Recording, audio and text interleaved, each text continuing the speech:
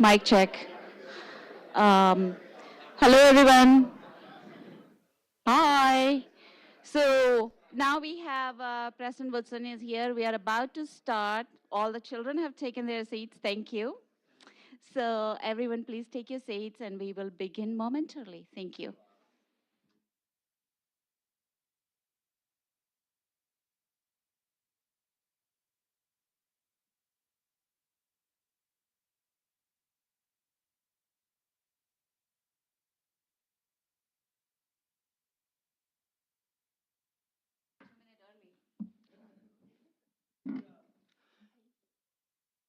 Good morning, and welcome to the 2025 Carol Johns Medal presentation to Dr. Craig Shriver. I ask that you all please rise for the national anthem performed by the USU Dermatones.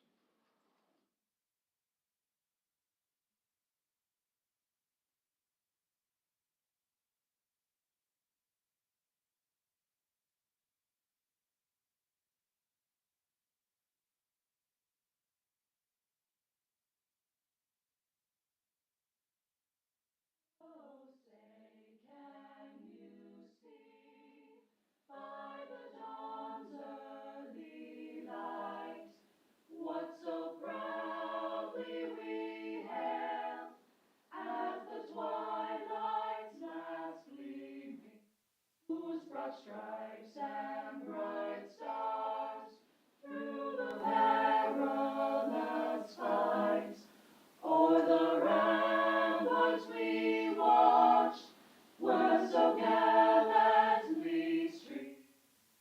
And the rocket's red glare, the bombs bursting in the night, that our flag was still.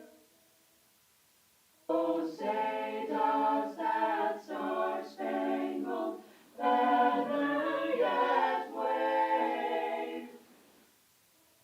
The land of the free, home of the brave. Thank you. Please be seated. It is now my pleasure to invite USU President Jonathan Woodson to the podium. Well, good morning, and let's give the Dermatones a round of applause.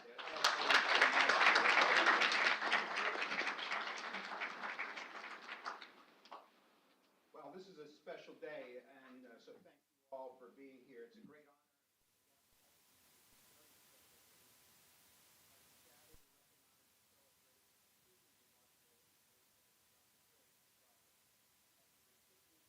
Carol Johns Medal. First, I want to recognize Dr. Shriver's family, his wife, Hope.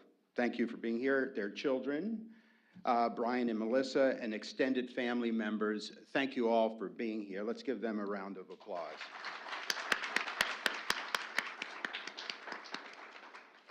In addition, I would like to welcome Dr. Doug Lowry, Principal Deputy Director of the National Cancer Institute, who's also with us here today. And last, I would like to recognize a number of our past Carol Johns Medal recipients present today. Would those individuals please stand and be acknowledged?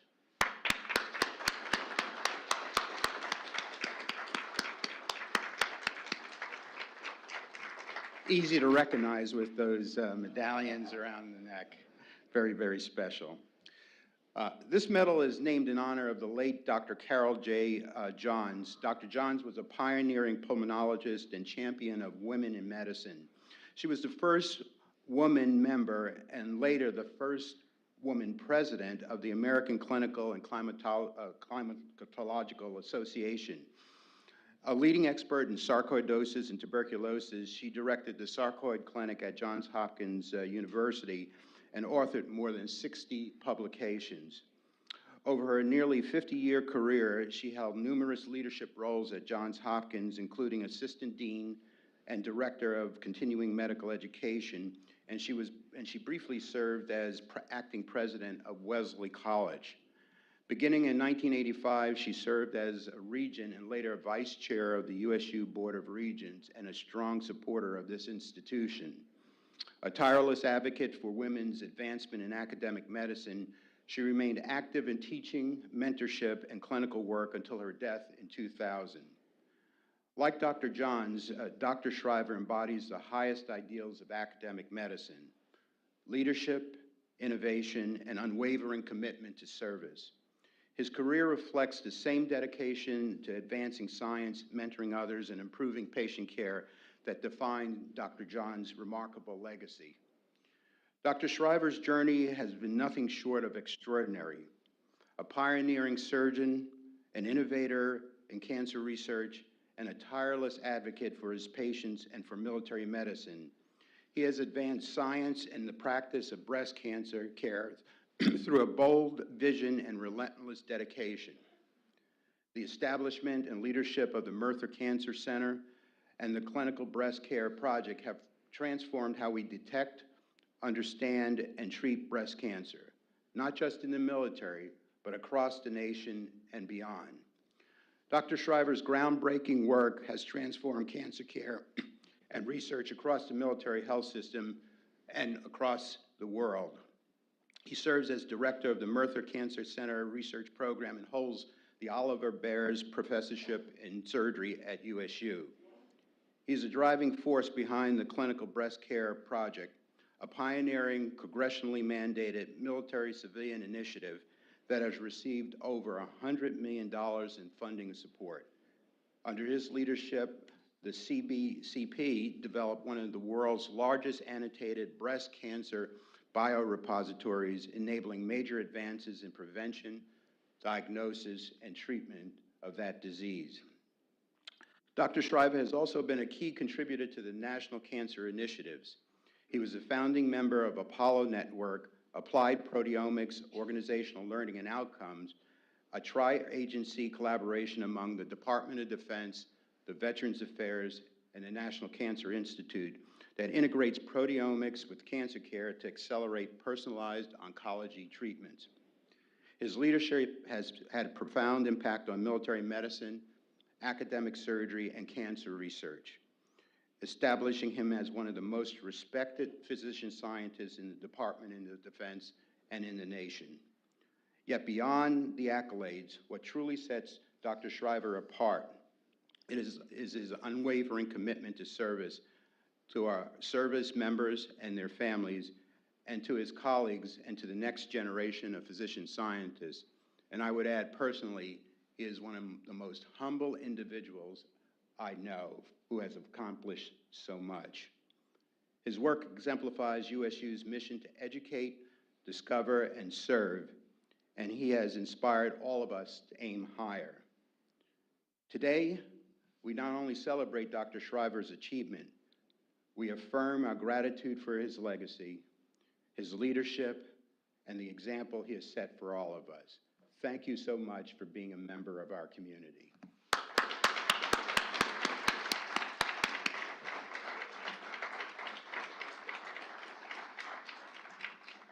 Thank you, President Woodson.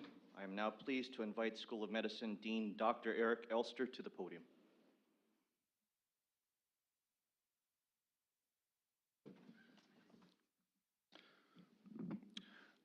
When you consider what we do in the military health system, and specifically here at USU, you can break it down to 4 critical elements: clinician, educator, researcher, and leader.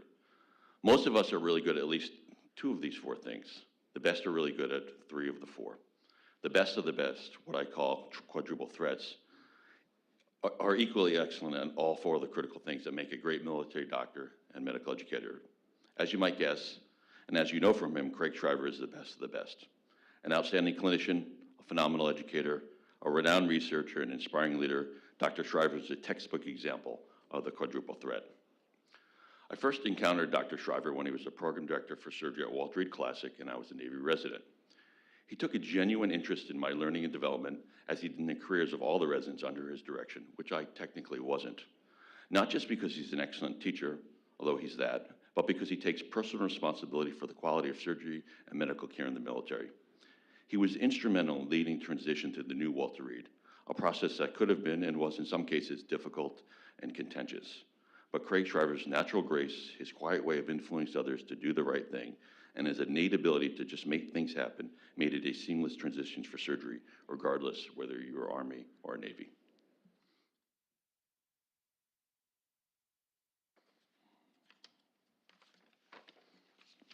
As a resident, I was in awe of Craig Shriver as a teacher, mentor, and leader. Soon I was even more impressed with his talent as a surgeon. We were deployed in Afghanistan at the same time in different locations and worked together to transfer patients. I've also had the opportunity to see him at work in the OR, where he's both a superb technician and peerless surgical innovator. Peerless also describes Dr. Shriver's status among oncologists, especially those who specialize in cancers that are disproportionately impact service members and veterans. He's made it his life's work to improve care for cancer patients and eventually find a cure. And this may be the most impressive accomplishment and biggest part of his considerable legacy. Craig Shriver is an international leader in cancer research. He's published over 340 papers that I know of, and his work has been featured in every single important journal in the field. His H-index is 77. If you're a scholarship geek, then you understand how impressive that is. If you're not, let me explain it on a scale of 1 to 10. That's an 11. As a retired military medical officer, I've been fortunate to work with and learn from the best, most talented, and most dedicated physicians and surgeons and researchers in the world, a group that includes Craig Shriver. A person with his talent, intellect, and record of achievement could easily be justified having a big ego, but his mind and focus are always on others, his patients, his students, his family, his friends, and his colleagues, and the country that he spent his life serving. But don't let the modest, unassuming rapper fool you. Dr. Shriver is the whole package. I am so pleased to be invited to introduce him today and thrilled to see him receive this well-deserved recognition. I would even sing the Army song for this guy. Please join me in a round of applause to Professor Craig Shriver, winner of the 25 Carl Johns Award.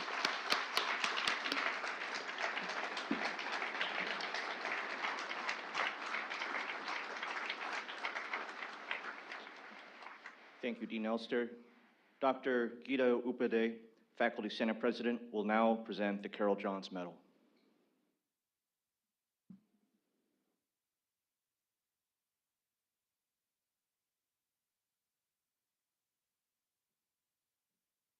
Thank you, sir. Thank you, Dean Elster. Good morning, Dr. Shriver. On behalf of Dr. Woodson, Dr. Elster, and the Faculty Senate, I am pleased to congratulate you on the selection as this year's recipient of the Carol J. Johns Medal. Could you please join me at the podium and unveiling of the plaque? Thank you.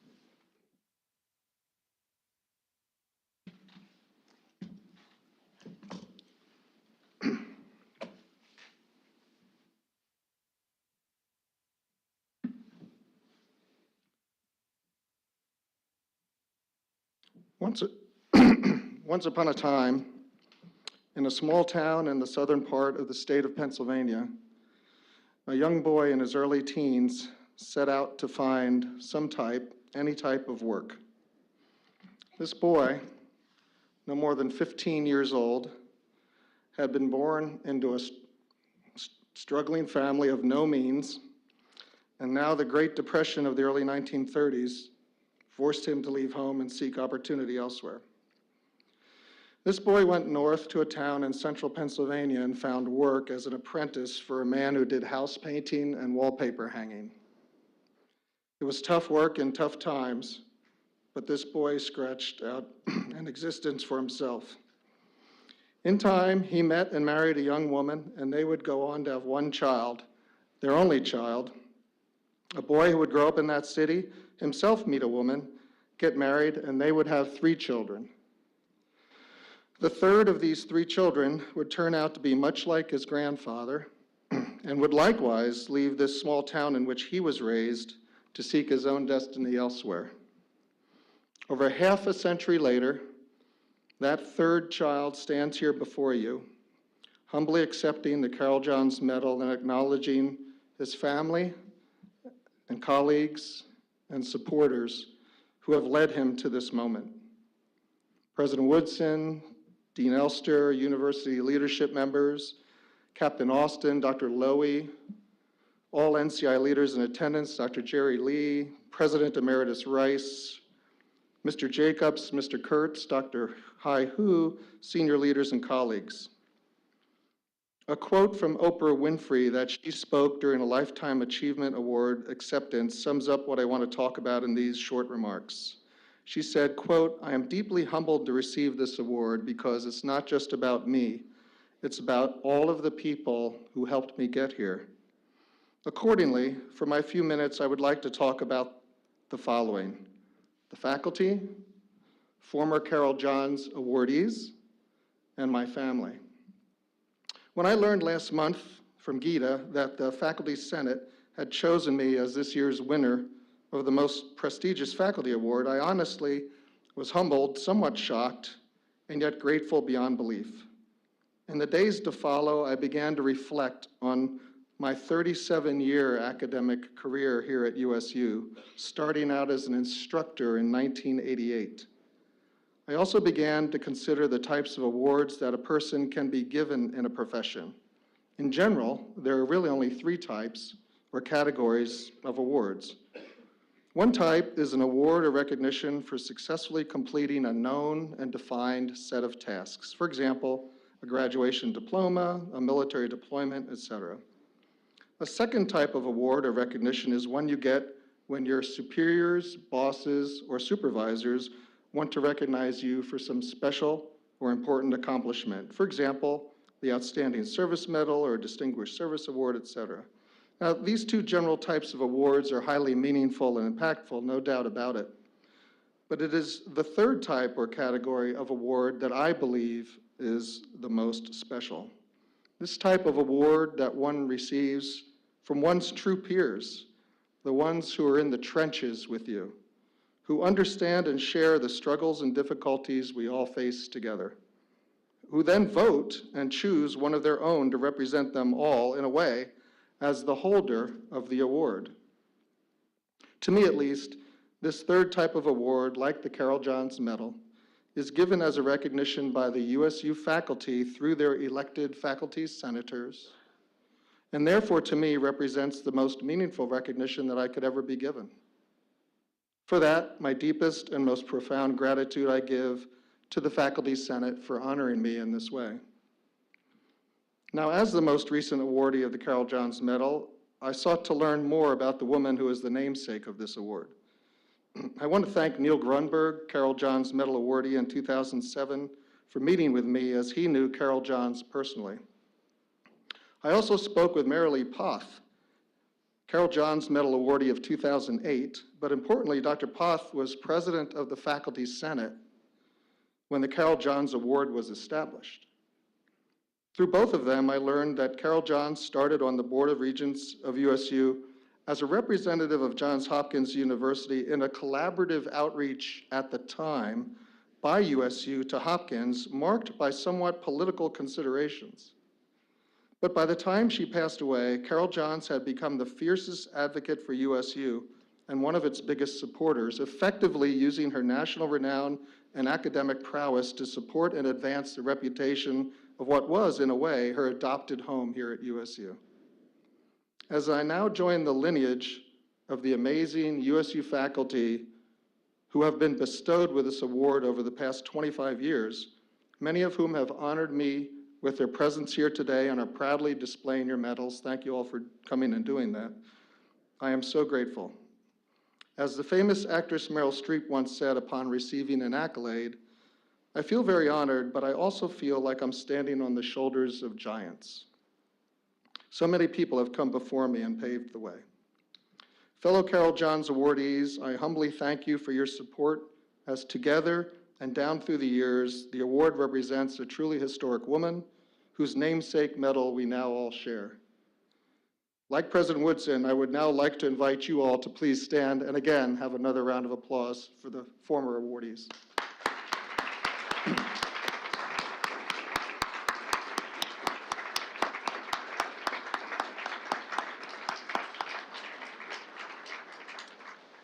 Thank you, everyone. To my fellow Carol Johns awardees, I want to offer a new challenge. I believe that with great recognition comes great responsibility, and that receiving this award should not be a culmination, but rather a continuation and elevation of our service to this university. Therefore, I am calling on my fellow Carol Johns Medal awardees from across the past quarter of a century that the medal has been in existence to join together going forward and see how we as a group can further support the university. Specifically now that USU has new authorities allowing it to receive philanthropic funds. We would do this in our off-duty time, and we would coordinate with the Vice President for External Affairs Office and university legal personnel to make sure we all stay within the correct requirements and frameworks. But looking at this magnificent group, I feel that we are uniquely situated to give back to the university as a responsibility of being a Carol Johns awardee. Considering all of us together and all of the personal contacts and networks that we have all developed over the decades, including some of us knowing and working with billionaires, we Carol Johns awardees have a unique opportunity to further serve the university in yet another capacity. So I look forward to reaching out to all of you in the coming weeks to meet and begin discussions on this idea. The third and final thing I would like to talk about today, and the most important in any success that I have had, is my family. This entire front row on both sides, except for President Woodson, although he feels like part of my family. I see him more than my family, but is my family. Now, in the story about my grandfather on my father's side that I told at the start, he left his small town at a young age in search of his opportunity and destiny.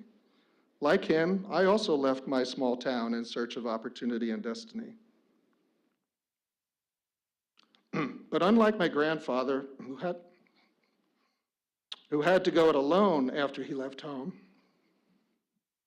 I am here to recognize and proclaim that thanks to all of my family, I was not alone. In fact, if it wasn't for the love, support, and efforts of my family, seated here as well as those who have passed on, I would not be here today. They have been my rock, my harbor in which to turn in times of distress and difficulty, my inspiration, and my reason for everything I do. You all honor me with your presence here today. I wish I had the time to go down the line of the entire front row here and recognize all of the ways each and every one of you have supported and inspired me. My wife, Hope, we're married 41 years exactly today. Today is our anniversary. Yeah.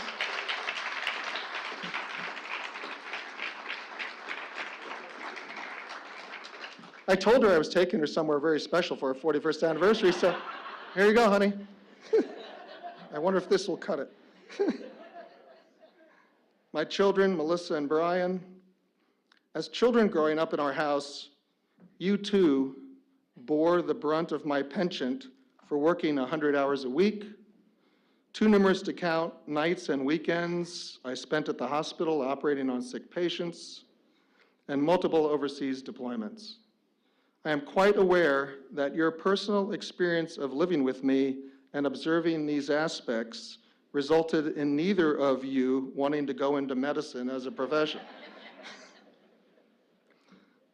But let me state that I could not be prouder of your life's paths, your decisions, and the people that you have turned out to be. You are amazing adults who are not only at the top tier in your own professions, but are also incredible family members. My son-in-law, Kyle, who is also himself a former Marine, my granddaughter, Paislyn, my dear sister, Sherry, and Sherry, I just want to proclaim special recognition for you. I do remember through the years all the support you and Mom, but really led by you as the matriarch now of this family, did to support my family. My brothers, Kevin and Dan, Nephew, Lieutenant Colonel Eric Leupold, his entire family is here, wife Renee, children Aubrey, Ariana, and Calvin, and cousins Lieutenant Colonel Jason Huffman and his sister Christina Huffnagel. Thank you all for being here, but also for being the best support that I could ever have hoped for, and for being the main reason I am able to do what I do. Now, since we're at the nation's Military Medical Leadership Academy, and since this may be the only time that my two family members who are currently serving in uniform are at this military university, I want to briefly and specially acknowledge these two uniformed service members in our family with a personal story. Lieutenant Colonel Eric Leupold, graduate of the famed Embry-Riddle Aeronautical University, an Air Force B-1 bomber pilot, and now an evaluator and instructor pilot for the Pennsylvania Air National Guard. Eric is my sister's son. At one family event, after I had returned from my first tour in Afghanistan, where I was at a small base in the northeastern part of that country, I told Eric where I had been located, for during that same time, Eric was serving in the region in an Air Force combat wing. And after he consulted his Air Force maps, it turned out that the small, relatively new base that I had been at was not on the Air Force's maps of the area. And since it wasn't on their maps, he said, we were fortunate that an airstrike hadn't been called into those coordinates of my base, because they would not have known to avoid bombing the coordinates where our base was. I said, it's good that never happened, because you would have had a heck of a time explaining to your mother that during a bombing mission in Afghanistan, you killed her brother. Lieutenant Colonel Jason Hoffman, my mother's brother's grandson, whose father, Jim Hoffman, was always such a family inspiration and a confidant to me, really. Jason, your father, Jim Hoffman, was a proud graduate of the United States Military Academy at West Point, and he is always so proud of you and your sister, Christina. Jason, I will never forget a conversation that I had with your father at one of our family events. Since we talked shop often, your father knew that I was then program director of the military's largest general surgery training program out of the National Capital Consortium here at Uniformed Services University through Walter Reed, and that the surgeons we trained were at the front line of the wars in Afghanistan and Iraq, both of which were raging at the time.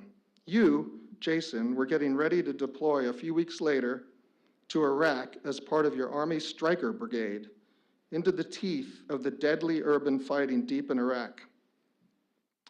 At this family event, your father took me aside privately, and in a way that I can only express as reaching deep into my soul as a father myself, asked me to assure him that if his son is critically injured on the battlefield in Iraq, that our surgeons will save him.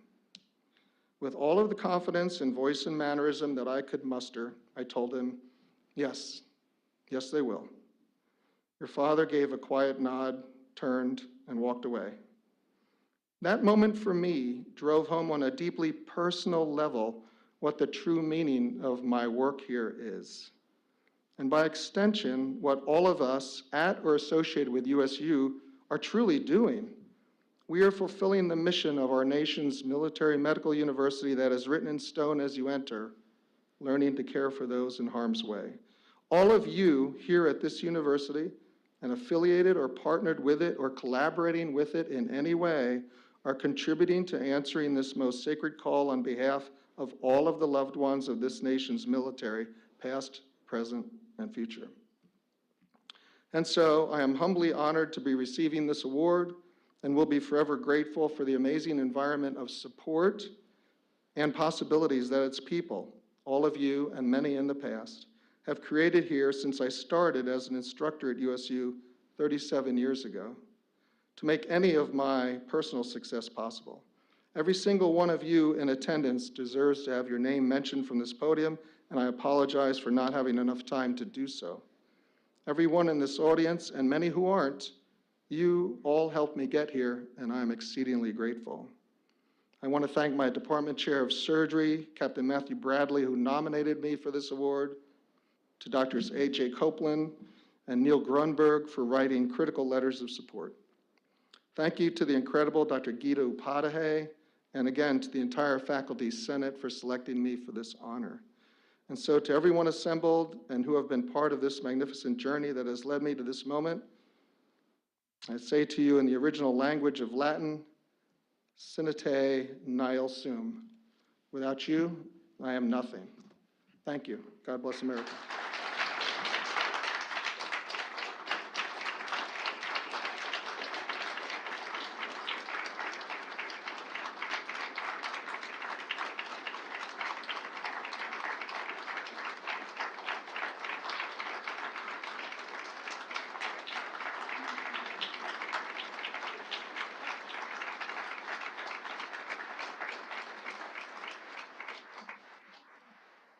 Thank you, Dr. Shriver. Ladies and gentlemen, that concludes our ceremony. All right, sorry. Yeah. Right, but this is.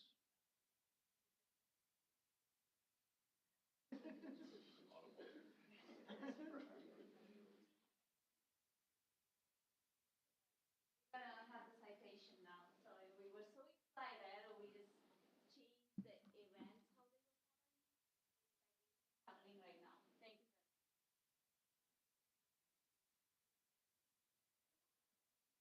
Ladies and gentlemen, it is with immense honor and profound admiration that the Uniformed Service University of the Health Sciences bestows its most distinguished accolade, the Carol J. Johns 2025 Medal, upon Dr. Greg D. Shriver, the esteemed Oliver H. Bears Professor of Surgery and Director of the Merthyr Cancer Center Research Program.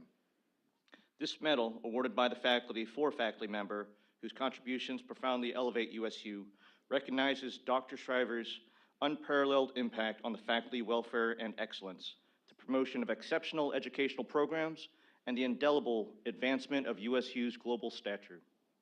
For over 4 decades, Colonel retired Dr. Shriver has been an unwavering pillar of service to USU and the Department of Defense. His steadfast dedication to medical education at USU is legendary.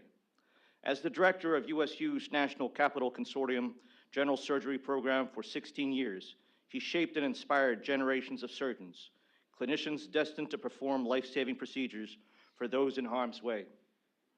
His profound influence as an educator was celebrated with the Parker J. Palmer Courage to Teach Program Director Award, the highest honor bestowed by the Accreditation Council of Graduate Medical Education. Dr. Shriver's commitment to advancing USU's reputation extends beyond the classroom and into the crucible of service. From the beginning of his time as an instructor at USU over 30 years ago, his exemplary military career saw him deployed into combat on multiple operations where he performed with distinction and valor. Among his numerous accolades, the coveted Order of the Spur from his cavalry unit for gallant and intrepid service under fire on the front lines of combat in Afghanistan speaks volumes of his courage and dedication to duty. He is a true warrior scholar, embodying the very essence of USU's mission to serve those who serve in harm's way. With an innate ability to envision and establish new frontiers, Dr. Shriver has been instrumental in propelling USU into the forefront of digital transformation.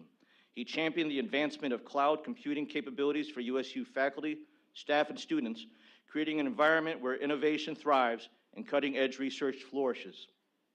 His visionary thinking and a network of connections brought luminaries like Larry Ellison to USU, offering a futuristic perspective on the role of artificial intelligence in healthcare, a testament to Dr. Shriver's unwavering commitment to connecting USU to the pulse of global research and development. He consistently positions USU at the nexus of innovation, ensuring its relevance and leadership in an ever-evolving world. Perhaps one of Dr. Shriver's most profound and far-reaching contributions to USU's worldwide reputation is the development of the Merthyr Cancer Center and Research Program. The pioneering DoD Center of Excellence serves as the foundational template for future centers within the military health system.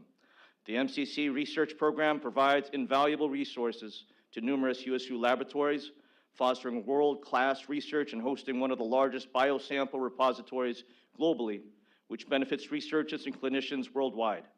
Beyond research, the MCC delivers high-level clinical care through its comprehensive programs, directly impacting active duty service members and their families.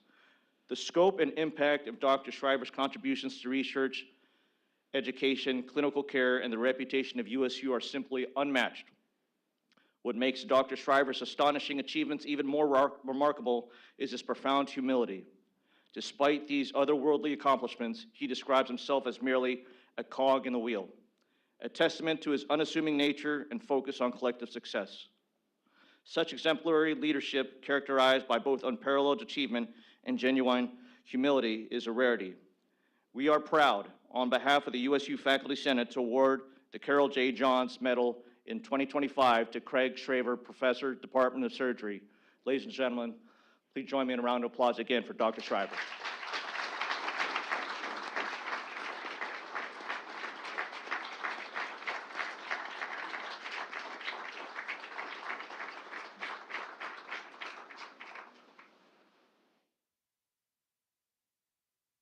Ladies and gentlemen, thank you for your patience. That concludes our ceremony. I would like to invite attendees to join us in the Hall of Flags for some refreshments, and I would ask that Dr. Woodson, Dr. Elster, Dr. and Mrs. Shriver, and all previous Carol Johns Medal recipients remain behind for just a few moments for photos. Thank you very much.